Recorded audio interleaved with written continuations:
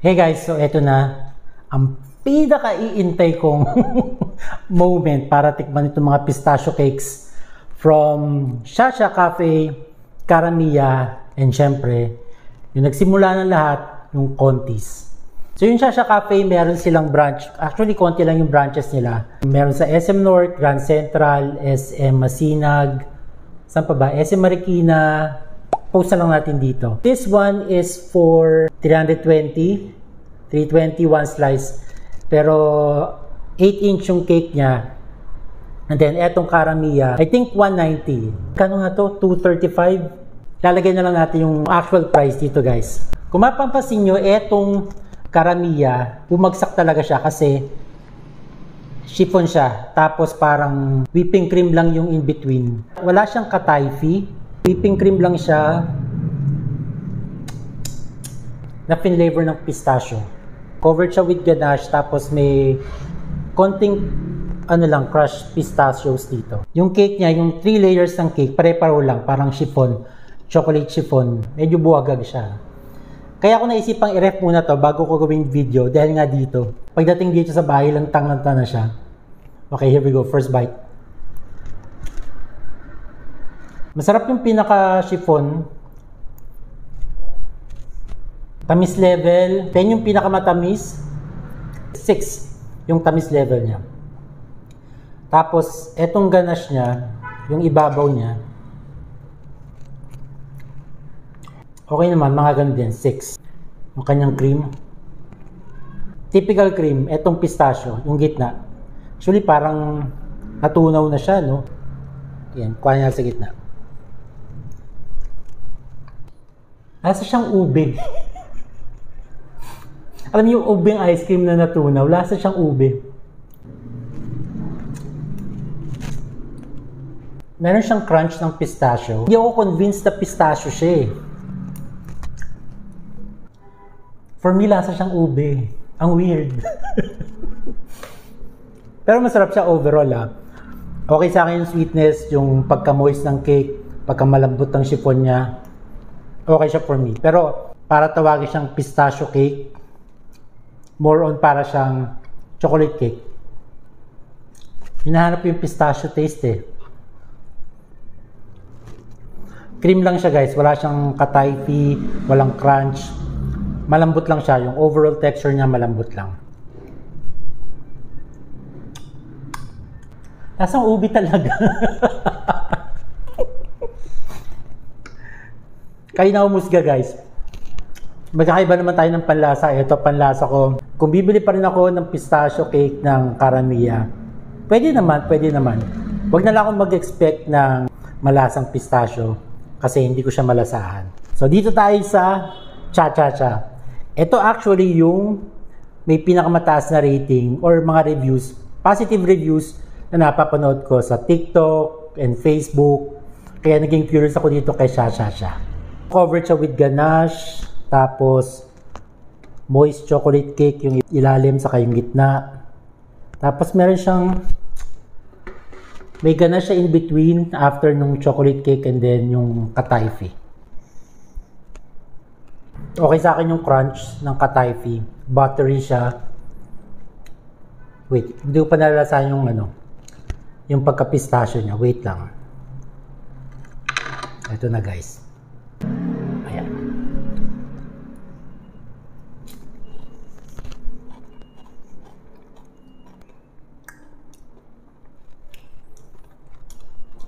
Ito malalasahan mo yung pagka-nutty flavor ng pistachio. I love the crunch.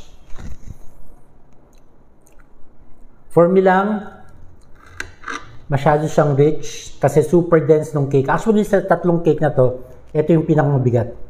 Well, siya yung pinakamahal, no? Saka malaki yung slice niya. Masyado siyang rich. So, kung bibili ko ng isang slice, siguro makaka 1/4 lang ako. Hindi kayang ubusin. Ako hindi ko kayang ubusin ng isang slice. Pag sinubo mo na siya, wala kang mafe-feel na pagka-cake. Actually, parang nga siyang ganache lang eh. Wala akong ma-feel na texture ng cake. Sa kapal nung ganache, parang nababalutan niya yung pagka-cake niya. Ang kapal nung ganache, oh, guys. Eto na. Magtutuos na tayo. Pinahirapan mo ako, ha? Si Pistachio Crunch ng Conti's. Hindi ito yung actual na slice na binili ko. Kasi yung binili ko, parang nakaslant na siya. So, yung friend ko, nagpabili siya ng one whole cake. So, pagdating ko, nung dineliver ko na sa kanila, pinalitan ko. Pero same amount lang, same laki. Kasi 6-inch lang naman yung cake. Iniwalay ko yung sauce, kaya kanina nilagay ko na lang yung sauce. Saka humingi ako ng konting dried flowers. Ito yung sauce, pistachio sauce. So, nung inihiwa ko, saka nung nililipat ko, hindi ko tinikman talaga. Gusto ko maging authentic, maging organic yung reactions natin dito sa video natin. So, tikman muna natin yung sauce. Ayan. Masarap yung sauce niya, ha? Huwag nyo siya ilalagay ng ref para super runny siya. Para pag dinrip nyo, maganda yung kakalabasan sa cake. Hindi ko alam kung paano magsisimula. Ano ba itong nasa top layer na to?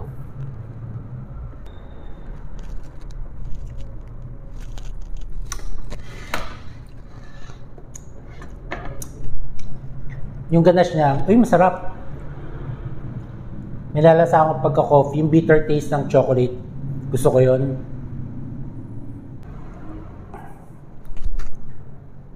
Para siyang mousse. So, yung green part, nauka ko na talaga. Chocolate mousse. Tapos, parang dark chocolate. Kasi minalasa akong coffee or bitter taste ng chocolate. Etong green is parang pistachio mousse. And then, kataifi. So, after ng kataifi is yung kanilang chocolate cake.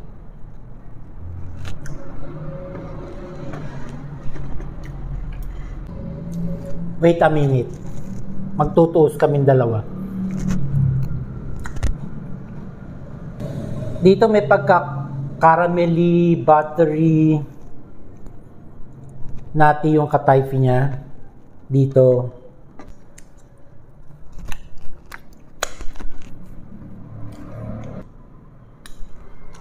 Mas gusto ko Conti's. Sa atin lang siya. Yung swabe lang yung pagkakataifi niya. Hindi overpowering. Surprisingly, di ko in-expect yun. Kasi based sa mga napapanood ko, siyempre maraming sasabing masarap. May nagsasabing so-so lang, hindi na nagustuhan, nakakaumay. So, ito yung sinasuggest nila kay Sha. So, nung natikman ko si Conti's, I like it. Kainin natin ng malaking slice. Lahat ng elements ng cake niya. Meron pa siyang chocolate mousse after ng kataifi. Ito yung likod. Ayan.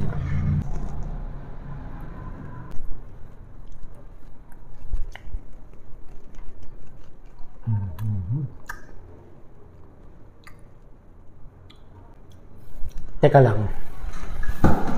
Ulitin natin yung review. Inom lang ako tubig. Surprisingly, gusto ko siya.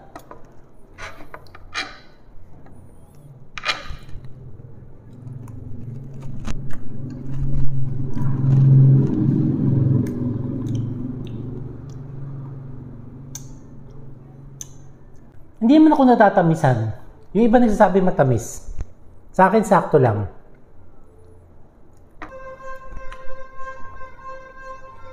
Hindi ko masyado nalalasa yung pistachio niya. Pero overall, ang sarap niya. Masarap siya. Yung kanyang mismong cake. Yung pinaka-cake niya medyo buwagag. Pero okay siya sa akin. Si Caramia yung tipong commercially produced na wala masyadong effort. Chiffon, frosting or yung whipping cream chiffon, yun lang. Tapos na. Last na dito sa Ito talaga ang rich niya kasi.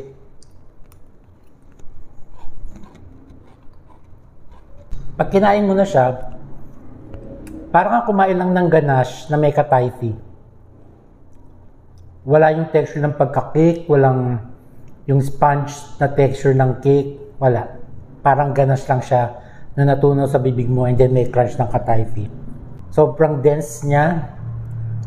May umay factor. For me, may umay factor si Shasha.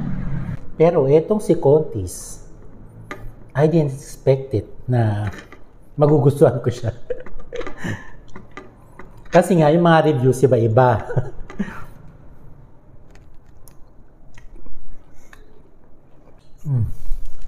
Gusto ko to. Ang dami kasi nangyayari sa kanya. Yung pistachio, sa sauce mo lang malalasahan. Medyo na-disappoint ako kay Caramiya. Although hindi siya masamang cake, okay siya, pero siguro nag-expect lang ako.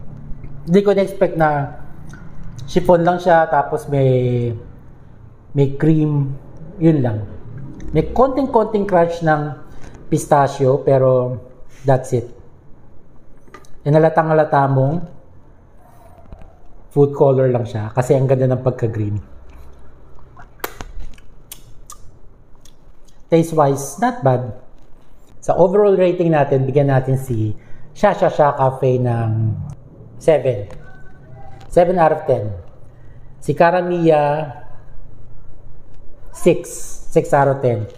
Si Contis, kukonsider natin na sila ng pauso, idea nila to, naggumawa from Dubai chocolate, ginawa nilang cake, at sila yung nagpauso ng trend, nag-viral, ginaya ng ibang cafe. For the marketing, for the idea, for the overall construction ng cake, bigyan natin ng 9. 9 out of 10. And sa taste, yung taste talaga nagustuhan ko siya.